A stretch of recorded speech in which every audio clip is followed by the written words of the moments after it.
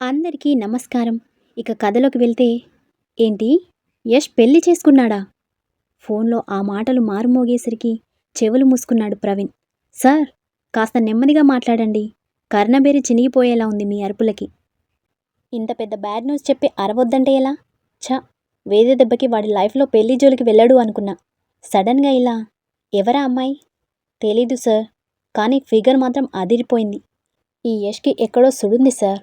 వేదనే అనుకుంటే ఈ పిల్ల దానికన్నా మహా అందగత్తే. వేదకి ఈ పిల్లకి పోటీ పెడితే ఎవరు బెస్ట్ అనేది చెప్పటం కష్టమే సార్. రేయ్, ఆపుతావా నీ భజన? నువ్వు నీ అమ్మాయిల పిచ్చి ఎప్పుడు అదే గోలా నీకు? ఒక పక్క ఆ యశ్గాడు మనకి ఇంత పెద్ద షాక్ ఇచ్చాడు. ఏం చేయాలో అర్థం కాక నేను బుర్ర బద్దలు కొట్టుకుంటే నువ్వు వాడి పెళ్ళాం భజన చేస్తావేంటి? లేదు సార్, జస్ట్ ఇన్ఫర్మేషన్ ఇచ్చానంతే. సరేలే, ఇక నుంచి యష్ ప్రతి స్టెప్ నాకు తెలియాలి. జాగ్రత్తగా వాచ్ చేయి. అలాగే సార్. ఫోన్ కట్ చేసి పక్కన పడేశాడు. ఈయనొకడు డబ్బులివ్వడు గాని ఊరికే సతాయిస్తాడు. అసలు యష్ సడన్గా పెళ్ళెందుకు చేసుకున్నాడు? ఎప్పుడు చేసుకున్నాడు? ఎలా చేసుకున్నాడు? అంత ఈజీగా వేదన మర్చిపోయాడా? బా, ఏమీ అర్థం కావడం లేదు. ఎలా తెలుసుకోవాలి ఇవన్నీ?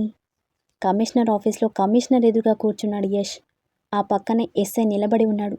కమిషనర్ కోపంగా ఎస్ఐ వైపు చూశాడు. ఏమయ్యా, ఒంటి మీద యూనిఫామ్ ఉంది కదా అని ఎవరి గురించైనా తప్పుగా మాట్లాడొచ్చు అనుకుంటున్నావా?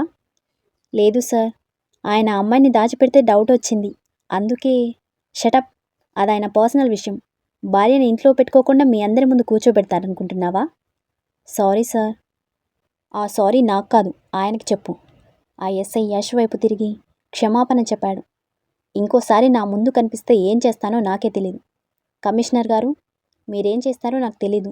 వీడు మళ్ళీ నా కంటికి కనిపించకూడదు. అలాగే సార్, నేను చూసుకుంటాను. యష్ కోపంగా చూస్తూ అక్కడి నుంచి బయటికి వచ్చాడు. దేవ్ ఫోన్ మాట్లాడుతూ దగ్గరికి వచ్చాడు.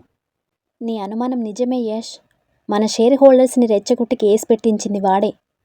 ఛ, వయసులో పెద్దవాడని ఊరుకుంటుంటే రోజుకి ఈయన గారి అరాచకాలు ఎక్కువ అవుతున్నాయి. అసలు ఆయన ప్రాబ్లం ఏంటిరా? ఏముంది, నీ కంపెనీ కావాలి. ఇప్పటికే 50% షేర్స్ వాడి బినామీల పేర్ల మీదే ఉన్నాయి. అందుకేగా గౌరీ షేర్స్ కోసం అంతగా ట్రై చేస్తున్నాడు. ఆ 10% షేర్స్ కూడా వాడికి దక్కితే కంపెనీ వాడి చేతిలోకి వెళ్ళిపోతుంది. అలా జరగనివ్వను. నా కంఠంలో ప్రాణం ఉండగా ఈ కంపెనీ వాడి చేతిలోకి వెళ్ళనివ్వను. మా నాన్న కష్టార్జితం రైది. ఒక్కో ఇటుక పేర్చుకుంటూ ఇంత పెద్ద సామ్రాజ్యాన్ని స్థాపించాడు. ఆయనున్నా లేకపోయినా ఈ కంపెనీ మాత్రం ఆయన పేరు మీదే ఉండాలి. సరేలే, ముందు వదిన సంగతి చూడు. నీ మీద చాలా కోపంగా ఉంది. దాని గురించి ఇప్పుడు ఆలోచించేంత టైం లేదు కానీ కార్తీ. సరే, అంతా అయిపోయింది. ఇప్పుడు బావకి ఇంట్లో వాళ్ళకి ఏం సమాధానం చెప్పాలి నేను? వీడు నన్ను ఎత్తుకొచ్చినా ఇన్నాళ్ళు నా గురించి ఎవరికీ తెలియకుండా జాగ్రత్త పడ్డాడు కాబట్టి సరిపోయింది. కానీ ఇప్పుడు అందరికీ తెలిసిపోయింది. ఇక అందరూ నన్ను ఎస్జీ భార్యలానే చూస్తారు కదా. బెడ్ మీద కూర్చొని బాధపడుతుంది అమృత. ఇంతలో యష్ లోపలికి వచ్చాడు. అతన్ని చూసి మొహం తిప్పుకుంది తను. బెడ్ దగ్గరికి వచ్చి పక్కనే కూర్చున్నాడు. అమ్మో, నాతో మాట్లాడొద్దు. మొత్తం నాశనం చేసేశావు. ఇప్పుడు మా ఇంట్లో వాళ్ళకి మొహం ఎలా చూపించాలి? ఇప్పుడు నిన్ను మీ ఇంటికెవడు పంపిస్తున్నాడే? నేను ముందే చెప్పానుగా, నువ్వెప్పటికీ మీ ఇంటికి వెళ్ళలేవు అని. అంటే నేను మా ఇంటికి ఎప్పటికీ వెళ్ళకూడదనే ఇలా చేశావా? నాకు తెలుసు, ఇలాంటి చావు తెలివితేటలు నీకు తప్ప ఇంకెవరికి ఉంటాయి? నువ్వే పోలీసులకి కంప్లైంట్ ఇచ్చి, నువ్వే వాళ్ళని ఇక్కడికి రప్పించి, ఏమీ తెలియని నంగనాచి తుంగబుర్రలా నా ముందు నటించావు, అంతే కదా? ఉఫ్, చూడు బేబీ, నీ స్క్రీన్ ప్లే నువ్వే రాసుకుంటే పాపం డైరెక్టర్ ఏమైపోవాలి చెప్పు? మాట మార్చకు. ముందు నిజం చెప్పు. నేను నిజం చెప్తే నువ్వు నమ్మలేదు. ఇంకేం నిజం చెప్పమంటావు? నీకు ఉదయాన్నే చెప్పాను, ఇదంతా చేసింది నేను కాదు. ఎవరు చేశారో తెలియదు కానీ వాళ్ళు కనిపిస్తే మాత్రం నీ ముందుకు తీసుకొచ్చి పడేస్తాను. వాణ్ణేం చేసుకుంటావో నీ ఇష్టం. ఆవేదన నాకెందుకు? నువ్వే ఏదో ఒకటి చేసుకో. సరేలే, రేపు మనం ఇంటికి వెళ్తున్నాం. ఇంటికా? హలో, మీ ఇంటికి కాదు, నా ఇంటికి. అంటే మన ఇంటికన్నమాట. అన్నీ సర్దుకొని రెడీగా ఉండు. రెడీగా ఉండడానికి నేనేమైనా లగేజ్తో ఇక్కడికి వచ్చానా? ఉన్న పలంగా ఎత్తుకొచ్చేశావు, ఇంకే సర్దుకోమంటావు? ఏడవకులే, నీకు కావలసినవన్నీ ఆ ఇంట్లో ఉన్నాయి. నువ్వు రెడీ అయ్యిరా చాలు. అమృత కోపంగా తల పక్కకి తిప్పుకుంది. నీతో గొడవ పడే ఓపిక నాకు లేదు కానీ పడుకోయిక. Good night. యష్ పైకి లేచి బయటికి వెళ్ళిపోయాడు. ఛ, వీడెక్కడ దొరకర్రా బాబు నాకు. దేవుడా, నువ్వు అసలు లేనే లేవు. ఉండుంటే ఇంత మంచి పిల్లని తెచ్చి వీడి చేతిలో పడేస్తావా? పాపం కదా, చిన్నపిల్ల కదా. ప్లీజ్ నాకు హెల్ప్ చేయి, లేదంటే ఊరుకోను. హా. కళ్ళు తుడుచుకొని బెడ్ మీద వాలింది. అలసటతో వెంటనే నిద్ర పట్టేసింది తనకి. యష్ బయట నుంచే తనని చూసి డోర్ దగ్గరికి వేసి తన గదిలోకి వెళ్ళిపోయాడు. ఉదయాన్నే అమృతం తీసుకుని ఇంటికి బయలుదేరాడు యష్. తను మాత్రం ముభావంగానే కూర్చుంది. యష్ డ్రైవ్ చేస్తూ తన వైపు చూశాడు. ఏంటి మొహం అలా పెట్టుకొని కూర్చున్నావు? కాస్త నవ్వు. కొత్తగా పెళ్ళైన జంట వస్తుందని అక్కడందరూ మనకి వెల్కమ్ చెప్పడానికి రెడీగా ఉన్నారు. నా బొంద వెల్కమ్. అసలు నువ్వు నా మొగుడువే కాదురా మొర్రో అంటుంటే ఈ వెల్కమ్లేంటి? నువ్వు ఒప్పుకున్నా ఒప్పుకోకపోయినా నీకు యశ్వర్ధన్ భారీగా ప్రమోషన్ వచ్చేసింది డియర్. సో నువ్వు ఇదంతా యాక్సెప్ట్ చేయక తప్పదు. నేను చెయ్యను. నువ్వెప్పటికీ నాకు భర్తవి కాలేవు. చూస్తూ ఉండు. నీ అంతటా నువ్వే నన్ను వదిలేసేలా చేయకపోతే నా పేరు అమృతే కాదు. ఏంటి నాతోనే ఛాలెంజా? ఇంత జరిగిన తర్వాత కూడా నీకు పొగరు తగ్గలేదే? అవును, తగ్గలేదు. నేనింతే. అవునులే, బై బర్త్ వచ్చింది, ఎలా పోతుంది? Manufacturing defect. అమృత కోపంగా చూసింది. బాబోయ్, అలా చూడకే బాబు. నీ చూపులకే కనుక పవర్ ఉంటే నేనిక్కడే కాలి బూడిదైపోయేలా ఉన్నాయి నీ చూపులు. నిజంగా నాకు పవర్స్ ఉంటే నువ్వు కాలి బూడిదవ్వటం కాదు, అసలు నువ్వనేవాడివి నా లైఫ్లో లేకుండా చేసేదాన్ని. ఎక్కువ ఆవేశపడకమ్ము. మనిద్దరి జీవితాలు ఇలా ముడిపడిపోయాయి. ఏం చేయగలను చెప్పు? అంతా దేవుడి లీల. చేయాల్సిందంతా నువ్వు చేసి మధ్యలో దేవుణ్ణెందుకురా తీసుకొస్తావు? నీ పాపంలో ఆయనకి కూడా వాటా ఇద్దామనా? నేను చేసిందే పాపమైతే మా అమ్మ చావుకి కారణమైన నువ్వు చేసిందేంటి?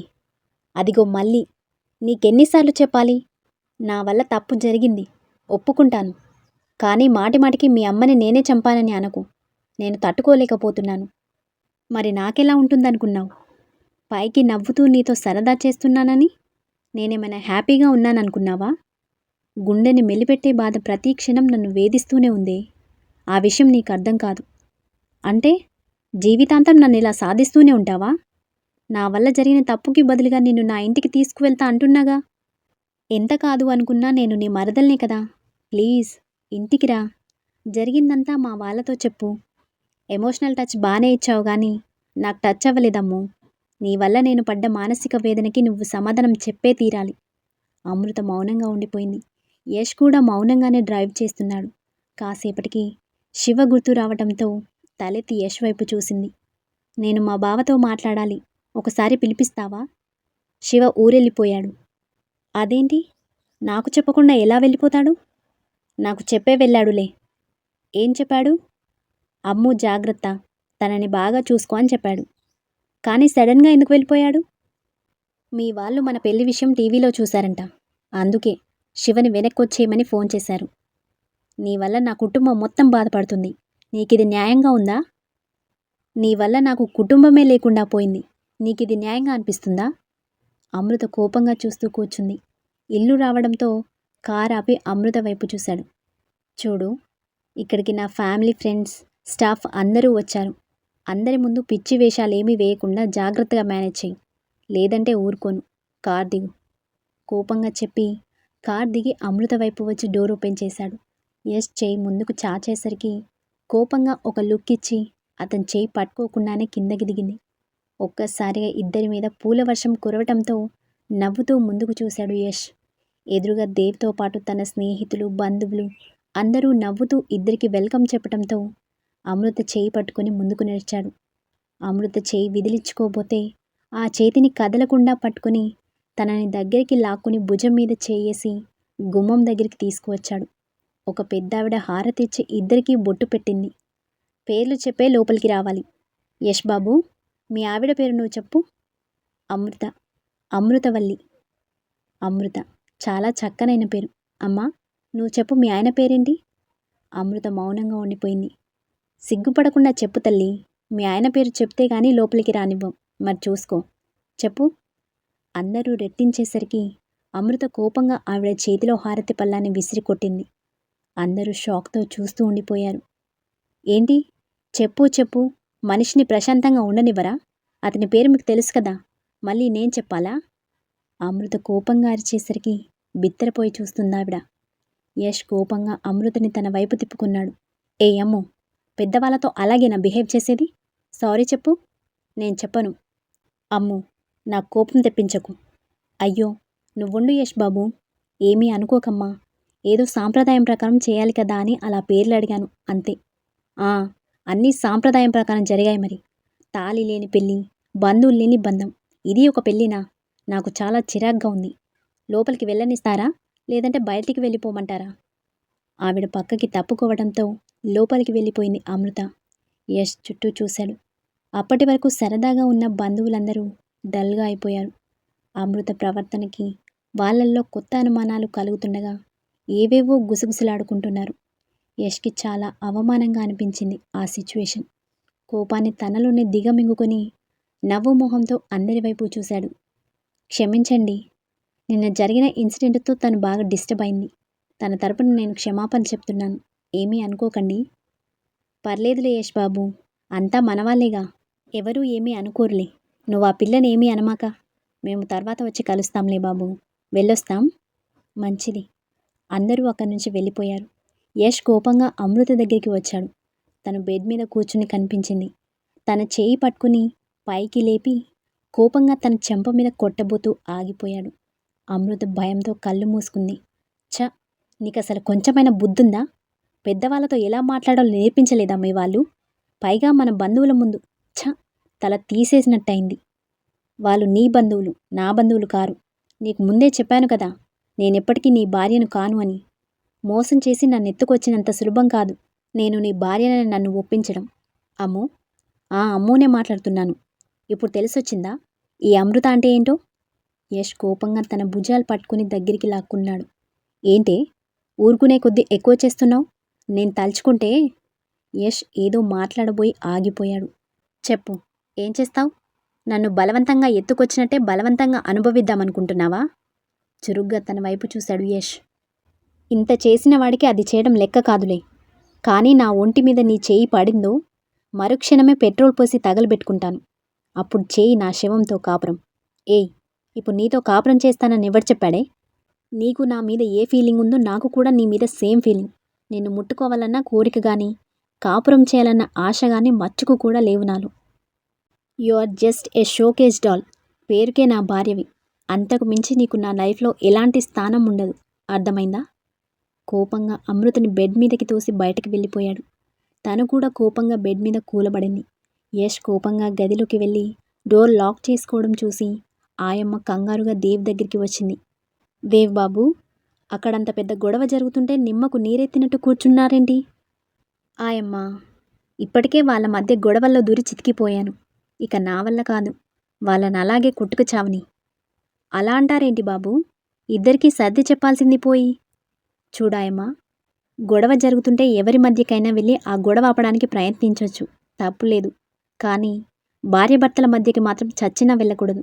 అందుకే అన్నీ మూసుకొని కూర్చున్నా. నీకంత సరదాగా ఉంటే నువ్వు వెళ్ళి చెప్పు, గొడవ పడొద్దని. అమ్మో, నాకెందుకు వచ్చిన గొడవలేండి కదా, వెళ్ళి పని చూసుకో. ఆయమ్మ అక్కడి నుంచి వెళ్ళిపోయింది. దేవ్ నవ్వుకుంటూ యష్ గదివైపు, అమృత గదివైపు మార్చి మార్చి చూశాడు. వీళ్ళిద్దరి మధ్య పచ్చగడ్డి వేసిన బగ్గుమనేలా ఉంది. గొడవలకే చిరాకు తెప్పించేలా గొడవ పడుతున్నారిద్దరూ. అసలు వీళ్ళిద్దరూ కలవడం సాధ్యమేనా? భగవంతుడా, నన్నెందుకయ్యా వీళ్ళిద్దరి మధ్యలో ఇరికించేశావు? ఇటు వీడిని ఆపలేను, అటు వదిన్ని ఆపలేను.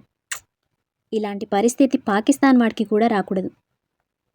ఇక కట్ చేస్తే, హాయ్ డియర్, ఎంతసేపు అయితే వచ్చి? ఫ్లాట్లోకి వస్తూనే షీలాని హత్తుకున్నాడు ప్రవీణ్. తను కోపంగా కౌగిలి విడిపించుకుని దూరంగా జరిగింది. ఏమైంది డియర్? నువ్వో పెద్ద మోసగాడివి. యష్ని నాకు కనెక్ట్ చేస్తానని మాయమాటలు చెప్పి నన్ను లొంగ తీసుకున్నావు. ఇప్పుడేమో యష్ వేరే అమ్మాయిని పెళ్లి చేసుకుని వచ్చాడు. సారీ డియర్, నేను చాలా ట్రై చేశాను, బట్ కుదరలేదు. అయినా ఇప్పటికీ మించిపోయింది లేదు. అంటే నాకెందుకో ఆ యష్ గాడి పెళ్ళానికి వాడంటే ఇష్టం లేదు అనిపిస్తుంది.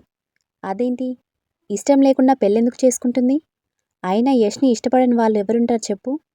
లేదు షీలా, సంథింగ్ ఈజ్ మిస్టీరియస్. ఉదయం హారతిచ్చి భర్త పేరు చెప్పమంటేనే ఆ పిల్ల కోపంతో ఆ హారతి పళ్ళాన్ని విసిరికొట్టింది. ఆ పిల్ల కళ్ళల్లో కూడా యష్ మీద కోపం క్లియర్గా కనిపిస్తుంది. అవునా? నిజం డియర్, నాకు తెలిసి ఆ పిల్ల వాడితో ఎంతో కాలం ఉండదు. ఒకవేళ ఉండిపోతే? మనం ఉండనివ్వాలి కదా డియర్. ఇద్దరి మధ్య ఉన్న దూరాన్ని మనం శాశ్వత దూరంగా మార్చాలి. ఎలా? ఏమో, చూద్దాం. ఏదో ఒక ఛాన్స్ దొరక్కపోదు. టైం చూసి దెబ్బ కొట్టాలి. అప్పటి వరకు మనం టైం వేస్ట్ చేయకుండా ఎంజాయ్ చేయాలి. మళ్ళీ యష్గాడి పెళ్ళానివైపోతే నాకిలాంటి ఛాన్సులు దొరకవు కదా. ఈలోపే నిన్ను మనస్ఫూర్తిగా అనుభవించని. షీల ఆ మాటలకి మురిసిపోతూ ప్రవీణ్కి సరెండర్ అయిపోయింది. పిచ్చి షీల, నేనేం చెప్పినా నమ్మేస్తావు. యష్ నీకు దక్కే వరకు నా అవసరాలకి నువ్వు అడ్డు చెప్పవులే మనసులోనే అనుకుంటూ తనని ఎత్తి బెడ్ మీద పడేశాడు. ఇక కట్ చేస్తే అమృత ఆలోచిస్తూ టెర్రస్ మీద కూర్చుంది. తన ఊరు, కుటుంబం, పొలాలు అన్నీ గుర్తొస్తున్నాయి తనకి. బాధగా ఆకాశం వైపు చూస్తూ కూర్చుంది. ఎక్కడుండాల్సిన దాన్ని ఎక్కడికి తెచ్చి పడేశావు? చుట్టూ నా వాళ్ళ మధ్య సంతోషంగా గడిపిన నేను ఇప్పుడెవరూ లేని దానిలా శూన్యంలోకి చూస్తూ కూర్చోవాల్సొచ్చింది. ఎందుకిలా జరుగుతుంది? తనలో తానే అనుకుంటూ పక్కకి చూసేసరికి ఉదయం హారతిచ్చిన పెద్దావిడ పక్కింటి కాంపౌండ్లో కనిపించింది. పాపం, ఉదయం ఆ యష్ మీద కోపం ఈవిడ మీద చూపించేశాను. నిజానికి నేను కావాలనే అలా మాట్లాడాను. నేనిలా మొండిగా ఉంటేనన్నా యష్ నన్ను భరించలేక మా ఇంటికి పంపించేస్తాడేమో అన్న చిన్న ఆశతో అలా మాట్లాడాను. ఆవిడ బాగా హర్ట్ అయి ఉంటారు. వెళ్ళి క్షమాపణ అడుగుదాం. టెర్రస్ మీద నుంచి కిందకి వచ్చింది. ఈ ఇంటి కాంపౌండ్ నుంచి ఆ ఇంటి కాంపౌండ్ చాలా దూరం ఉండేసరికి రెండిళ్ళకి మధ్యనున్న గోడెక్కి అటువైపు దూకింది. ఆ చప్పుడికి ఆవిడ కంగారుగా అరవబోతూ అంతలోనే అమృతం చూసి ఆగిపోయింది. అమ్మాయి, నువ్వా? ఇదేంటి ఇలా వచ్చావు? గేట్ నుంచి రావచ్చు కదా. గేట్ బాగా దూరంగా ఉందాంటీ గారు, అందుకే ఇలా గోడ దూకొచ్చాను. ఏమ్మా, అంత బానే ఉందా? మీ ఆయనతో ఏమైనా గొడవ పడ్డావా? అబ్బా చ, ఎక్కడ కెలక్కూడదో అక్కడే కెలికేసింది ఈవిడ. వాడు నా మొగుడేంటి? ఏంటమ్మా మాట్లాడవు? ఏం లేదాంటీ గారు, ఉదయం మీతో చాలా రూడ్గా ప్రవర్తించాను. ఏమీ అనుకోకండి. ఏదో కోపంలో అలా అనేశానే కానీ తర్వాత చాలా బాధనిపించింది. నన్ను క్షమించండి ఆంటీ గారు. అయ్యో పర్లేదమ్మా, ఈ మాత్రం దానికి అంత కష్టపడి గోడ దూకి రావాలా చెప్పు? సరే ఆంటీ గారు, వెళ్ళొస్తాను. ఆగమ్మా, మళ్ళీ గోడ దూకుతావా ఏంటి? ఉండు చెప్తాను. ఏవండి, ఏవండి? అయ్యో, ఈ మాత్రం దానికి అంకుల్ గారిని డిస్టర్బ్ చేయడం ఎందుకు చెప్పండి? కాదమ్మా, మీ ఆయన లోపల అంకుల్తో మాట్లాడుతున్నాడు. ఏంటి, ఇక్కడున్నాడా? ఇంతలో ఆయనతో పాటుగా యష్ బయటికి వచ్చాడు. అమృత కంగారుగా పక్కకి తిరిగి నిలబడింది. ఏంటి శాంత, ఈ పిల్లెవరు? ఇంకెవరు, మన యష్ బాబు భార్య అండి. ఉదయం నాతో అలా మాట్లాడినందుకు క్షమాపణ చెప్పడానికి వచ్చింది. యష్ తన వైపు చూశాడు. చిన్న స్మైల్ ఇచ్చి ఊరుకుంది. అరే, మీ ఆయన కూడా సారీ చెప్పడానికే వచ్చాడమ్మా. చూసావా శాంత, ఇద్దరు ఒకేలా ఆలోచిస్తున్నారు. భార్యాభర్తలంటే అంతేనండి. ఎంత కొట్టుకున్నా తిట్టుకున్నా ఆ బంధం విడిపోదు కదా. అవునవును. అబ్బా పోనీలే అని సారీ చెప్పడానికొస్తే ఈ ముసలుడు భార్యాభర్త అంటూ వరుసలు కల్పేస్తున్నాడు. అమృత మనసులోనే తిట్టుకుంటుంది. యష్కి తన ఫేస్లో ఫీలింగ్స్ మారడం తెలుస్తుంది. అంకుల్, వెళ్ళొస్తాం. సరే బాబు. అమృత చేయి పట్టుకొని అక్కడి నుంచి తీసుకెళ్ళిపోయాడు. అమృత చేయి పట్టుకొని ఆ ఇంటి నుంచి బయటికి లాక్కొచ్చాడు. బయటకి రాగానే అమృత కోపంగా యష్ చేతి నుంచి తన చేతిని విడిపించుకుంది. వదులు నన్ను. ఏయ్, ఉదయం చేసింది చాలేదా? అసలు నిన్న ఆ ఇంటికి ఎవడు రమ్మన్నాడు? ఆవిడకి సారీ చెప్పడానికి వచ్చాను. సారీ చేయాల్సిందంతా చేసి సారీ చెప్తే సరిపోతుందనుకున్నావా? వాళ్ళెంత మంచి వాళ్ళో తెలుసా నీకు? మా ఫ్యామిలీకి చాలా క్లోజ్ ఫ్రెండ్స్. అలాంటిది అవి నీ నోటికొచ్చిందనేసి సారీ చెప్తే నువ్వన్న మాటలు మర్చిపోతారనుకున్నావా? అందరూ నీలా ఉంటారా ఏంటి? ఆంటీ గారు నన్ను అర్థం చేసుకున్నారు. అమ్మో, నీలో ఈ కోపం, ఆవేశమే నిన్నిక్కడి వరకు తీసుకొచ్చాయి. మార్నింగ్ నువ్వు చేసిన పనికే నీకు సరైన గుణపాఠం చెప్పుండేవాడిని. ఇకనైనా నీ పద్ధతి మార్చుకో. అది చెప్పడానికి నువ్వెవడివిరా? నా ఇష్టం, నేనిలానే ఉంటాను. ఏం చేసుకుంటావో చేసుకో. అమ్మో, కోపంగా అమృతని తన వైపు తిప్పుకొని చెయ్యెత్తి అంతలోనే ఆగిపోయాడు. ఆగిపోయావే, కొట్టు. నా మీద దెబ్బ పడిందో నీ మీద గృహహింస కేసు పెట్టి జైల్లో ఊచెల్లెక్క పెట్టిస్తాను. కొట్టు చూద్దాం. అమృత మీదకి వస్తుంటే యష్ కోపంగా చూస్తూ నిలబడ్డాడు. ఏంటా చూపు? మగాడివైతే కొట్టరా చూద్దాం. కోపంగా అమృత చేయి పట్టుకుని దగ్గరికి లాక్కున్నాడు. నిన్ను కొట్టాలంటే నాకు క్షణం పట్టదు. నువ్వు రెచ్చగొట్టావనో లేదా కేసు పెడతావని భయపడో నిన్నేమీ చేయలేకపోతున్నాననుకుంటున్నావేమో. అది అబద్ధం. నీలో మా అమ్మ కనిపిస్తుంది, అందుకే కొట్టలేకపోతున్నాను. అమృత అతని కళ్ళల్లోకే చూస్తూ ఉండిపోయింది. యష్ ఏం మాట్లాడినా కోపం వచ్చేది కానీ ఆ మాటలో యష్ కళ్ళలో నిజం కనిపించేసరికి మౌనంగా ఉండిపోయింది. తనని వదిలి ఇంటివైపు నడిచాడు యష్. అమృత అక్కడే నిలబడి ఉండిపోయింది. యష్ అక్కడే ఆగి వెనక్కి తిరిగాడు. ఏంటి, రాత్రంతా ఇక్కడే ఉంటావా? రా. మౌనంగా యష్ వెనకే నడిచింది. ఇద్దరూ బయట నుంచి కలిసి రావడం చూసి ఆశ్చర్యంగా చూస్తూ నిలబడ్డాడు దేవ్. What a scene! ఇది కళా నిజమా? ఇద్దరు కలిసొచ్చారా? ఎక్కడికి వెళ్ళారు? నీకవసరమా? పని చూసుకో, కోపంగా చెప్పి తన గదిలోకి వెళ్ళిపోయాడు యష్. అమృత నీరసంగా అక్కడే సోఫాలో కూలపడింది. ఏమైంది వదినా? దేవ్ తన పక్కనే కూర్చుంటూ అడిగాడు. ఏం లేదు, ఉదయం మా పక్కింటి ఆంటీ గారి మీద కోపడ్డాను కదా, సారీ చెప్దామని వెళ్ళాను. మీ అన్నయ్య అక్కడే ఉన్నాడు. వచ్చేప్పుడు ఇద్దరం కలిసొచ్చామంతే. అంతేనా? ఇంకా సరదాకే షికారుకో వెళ్ళారేమో అనుకున్నా. షికార్లొక్కటే తక్కువయ్యాయి ఇప్పుడు. అయినా ఇదంతా నీ వల్లే నేను మీ అన్న దగ్గర ఇరుక్కుపోయాను. ఉరుమురిమి మంగళం మీద పడ్డట్టు మధ్యలో నేనేం చేశాను వదినా? ఆ టీవీ వాళ్ళ ముందు నేను యష్ భార్యనని ఎందుకు చెప్పావు? నువ్వు నోరు మూసుకొని ఉండుంటే నేను ఏదోలా యష్ మనసు మార్చి మా ఇంటికి తీసుకువెళ్ళేదాన్ని. అది వదిలేసి మా యష్ భార్యని ప్రపంచం మొత్తం వినిపించేలా చెప్పావు. ఇప్పుడు నేనే మొహం పెట్టుకొని ఊరికి వెళ్ళాలి? బాధపడకులే వదినా, వేరే ఎవరి మొహమైనా అద్దెకి తీసుకుందాంలే. అమృత మూతి ముడుచుకుని గుర్రుగా దేవ్ వైపు చూసింది. దేవ్ ఒక వెర్రి నవ్వు నవ్వి, ఊరికే జోక్ చేశాను వదినా అన్నాడు. అంతే. అతని కుడి చెంప వాయించింది. చెంప మీద చేయి పెట్టుకుని అమృత వైపే చూస్తూ కూర్చున్నాడు. అసలు నేను మా ఊర్లో ఎలా ఉండేదాన్నో తెలుసా? అమృత అంటే అందరూ భయపడేవాళ్ళు. ఇప్పుడు మాత్రం ఏమైంది? మమ్మల్ని కూడా భయపెడుతున్నావు కదా? ఏంటి? ఏం లేదు. నువ్వు కంటిన్యూ చెయ్యి, చెంప నిమురుకుంటూనే అన్నాడు. అమృత తన ఊరి విషయాల నుంచి మొదలుపెట్టి స్కూల్, కాలేజ్ వరకు జరిగిన సంఘటనలు పూసగుచ్చినట్టు చెబుతూ ఉంది. దేవ్ ఇదెక్కడి కర్మరా బాబు అనుకుంటూ జుట్టు పీక్కుంటూనే తను చెప్పేది వింటున్నాడు. అలా చెప్పి అలసిపోయి వాటర్ బాటిల్ తీసుకుని తాగింది. బాగా నిద్రొస్తుంది దేవ్, మిగిలింది రేపు చెప్తానే అంటూ తన గదిలోకి వెళ్ళిపోయింది అమృత. ఇంకా ఉందా? టీవీ సీరియళ్ల కన్నా అంతం ఉంది కానీ ఈ పిల్ల మాటలకి అంతం లేదనుకుంటా. యష్ అప్పుడే గది నుంచి బయటికి వస్తూ దేవ్ తనలో తానే మాట్లాడుకోవడం చూశాడు. ఏంట్రా, నీలో నువ్వే మాట్లాడుకుంటున్నావు? ఏం చెప్పమంటావు బ్రదర్ నా కష్టాలు? ఈ పిల్ల తెలివైందో తింగర్తో అర్థమై చావట్లేదు. గన్లు బాంబులతో చంపే వాళ్ళని చూశాను గాని మొదటిసారి మాటలతో మర్డర్ చేయొచ్చని ఈ పిల్ల వల్లే తెలిసొచ్చింది. యష్ నవ్వుకుంటూ తన పక్కనే కూర్చున్నాడు. అందుకేరా దాన్ని కెలకొద్దు అని చెప్పేది. ఊరిలో అందరి ప్రేమల మధ్య గారాబంగా పెరిగినమ్మాయిరా. మాంత్రికుడు రాకుమాన్ని ఎత్తుకొచ్చి పాతాళ భైరవి గుహలో దాచిపెట్టినట్టుగా దాచిపెట్టావు తనని. పాపం కదా. అంటే ఏంట్రా నీ ఉద్దేశం? అది రాకుమారి నేను మాంత్రికున్నానా? అంటే అది నా ఉద్దేశం. దేవ్ ఏదో చెప్పేలోపే తన రెండో చెంప వాచింది. రెండు చేతులు రెండు చెంపల మీద పెట్టుకుని యష్నే చూస్తూ కూర్చున్నాడు. నేను కొట్టింది ఈ చెంప మీదే కదా, ఆ చెంపెందుకు పట్టుకున్నావు? దీనిమీద ఆల్రెడీ వదిన చేతి గుర్తులు పడ్డాయిలే. అదెందుకు కొట్టింది? నువ్వెందుకు కొట్టావు? కుళ్ళు జోకులు వేసినందుకు. తను అందుకే కొట్టిందిలే. సిగ్గులేదురా ఒక ఆడపిల్ల చేతిలో తన్నులు తినడానికి. ఏం, మనిద్దరినీ కలిపి చంద్రిక వాయించినప్పుడు సిగ్గుపడ్డామా? అప్పుడు లేని సిగ్గు ఇప్పుడెందుకు? అది చిన్నతనం. ఇప్పుడు అడ్డగాడిదలా ఎదిగావు కదా. వదిలేయి బ్రదర్. వదిన కొట్టినా నాకేమీ అనిపించడం లేదు. నాకు చంద్రిక అక్కెంతో అమృత కూడా అంతే. ఏయ్, దాన్ని చందు అక్కతో పోలుస్తావేంటి? అక్కేమీ దీనిలా పొగర్బోతు కాదు. నేను పొగర్బోతునా? మరి నువ్వేంటి? అమృత కోపంగా అరిచేసరికి ఇద్దరూ తలలు తిప్పి చూశారు. నడుం మీద చేతులు ఆనించుకుని కోపంగా చూస్తూ నిలబడింది. యష్ ఏమీ పట్టనట్టుగా పక్కకి చూస్తూ కూర్చున్నాడు. కోపంగా చూస్తూనే దగ్గరికి వచ్చి నిలబడింది. మాట్లాడవేం? కోపంగా అరిచినట్టే అంది తను. యష్ కూడా అంతే స్పీడ్గా పైకి లేచాడు. ఏంటి మాట్లాడేది? అవును, నువ్వు పొగర్బోతువే.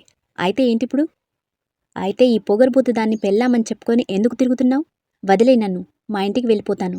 ఆహా, అంత తేలిగ్గా ఎలా వదిలేస్తా అనుకున్నావే? నీలాంటిది ఇంకెవడి లైఫ్లోకి వెళ్ళినా వాడి లైఫ్ నాశనం అయిపోతుంది. నేను నీకు కరెక్ట్ మొగుడిని. అమృత కోపంగా చూస్తూ నిలబడింది. ఒక రకంగా శివకి నేను చాలా హెల్ప్ చేశాను. లేదంటే నిన్ను బలుపుని జీవితాంతం భరించలేక వాడి లైఫ్ నాశనం అయిపోయేది.